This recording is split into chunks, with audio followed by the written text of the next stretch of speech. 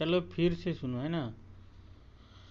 तो active listening के बारे में हम लोग आज पढ़ेंगे। तो कैसे हम ये एक्टिव लिसनर बनेंगे, उसके लिए क्या करना होगा कि जो जैसे मान लीजिए कि आप कहीं पे गए हैं और आपके साथ टीम है, मतलब 4-5 लोग और हैं, तो आप उनका अगर लीडर हैं तो कैसे आप उनका ध्यान रखेंगे। उसके लिए क्या करना होगा आपको, उसका जो भी बातें हैं वो अच्छे से सुनना होगा। मतलब वो क्या कहना चाह रहे हैं उसको एग्जैक्टली आपको समझना पड़ेगा।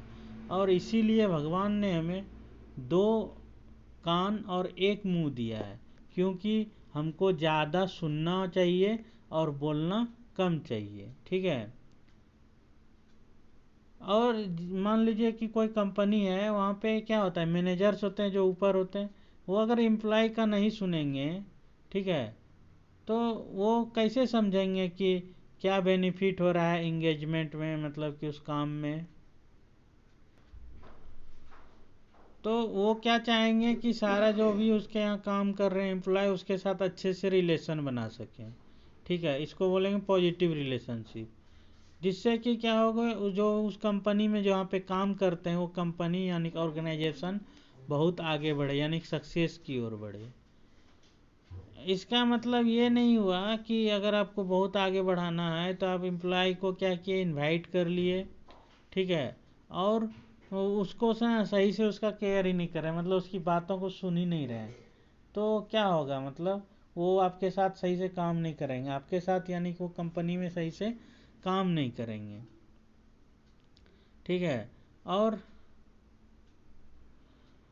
आपको क्या करना होता है कि उसकी बातों को सुनना होता है, वो क्या चीज़ बोल रहे हैं, फीडबैक में कहाँ क्या प्रॉब्लम आ रही है या फिर कहाँ पे क्या समस्याएं हैं, उसकी बातों को आपको सुनना होगा।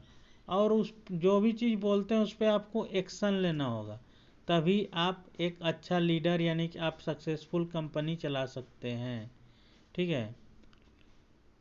और जहाँ पे ऐसा होता है कि अगर वो कुछ बोले और उसकी बातों को माना जाता है, रखा जाता है, तो क्या होगा कि वहाँ पे समझता है कि हाँ यहाँ पे मेरा भी वैल्यू है।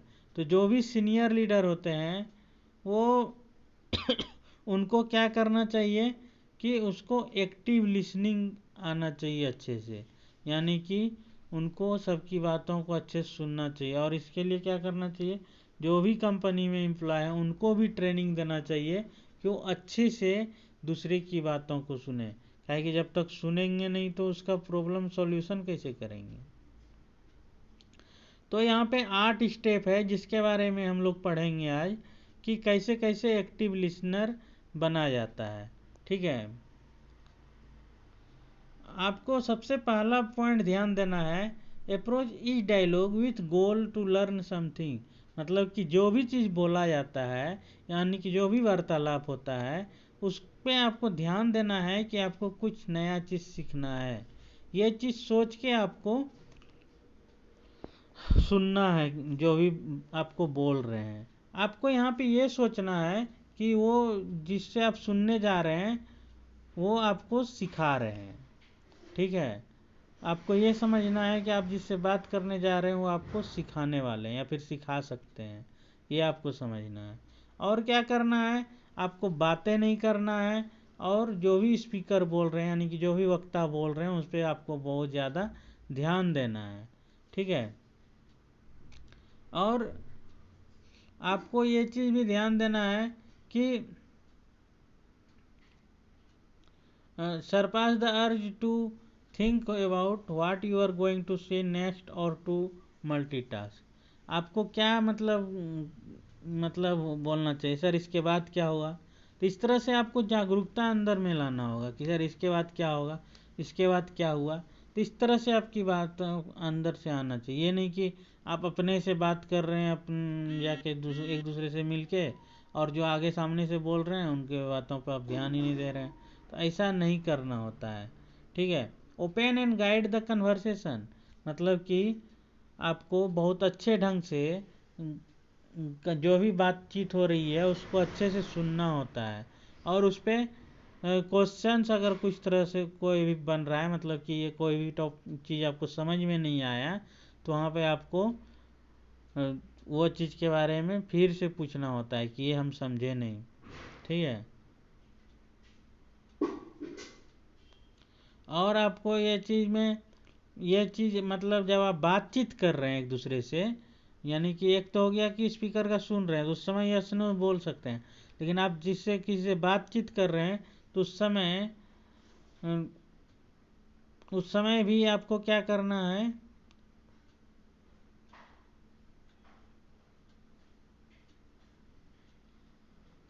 मतलब कि अगर किसी का क्वेश्चन का आंसर यस नो में दिया जा सकता है तो उसको यस नो में ही दें, उसको लंबा खींच के टाइम ज़्यादा बर्बाद नहीं करना होता है।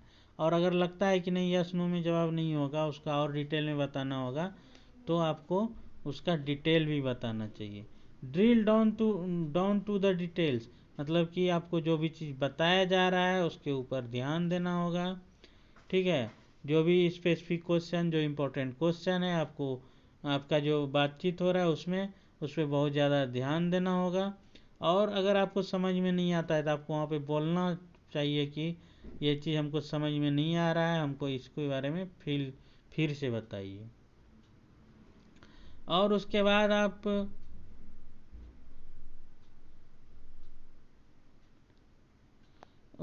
आप मतलब इसके बारे में सब चीज़ समझ जाएंगे तो आप मतलब आगे का काम कर सकते हैं। तो आप एक अच्छे से सुनेंगे तब तो आगे काम करेंगे। तो ये चीज़ है यहाँ पे। तो आगे है कि आपको समराइज भी करना है, मतलब कि जो चीज़ बोला जाता है आपको उसका मतलब निष्कर्ष भी निकालना है कि आखिरकार क्या बोला जा रहा है, यानी कि उसका समराइजेशन करना है कि आखिरकार मेन टॉपिक क्या हुआ। ठीक है। और क्या करना है कि आपको क्वेश्चन भी पूछ सकते हैं कि आपको सही से समझ में आया कि नहीं। अगर क्वेश्चन आप पूछते हैं और अगर आप वो चीज़ नहीं समझे होंगे सही से, तो आपको वो सही से बता देंगे जिनसे आप बात कर रहे होंगे या फिर जिनको आप सुन रहे होंगे। ठीक है।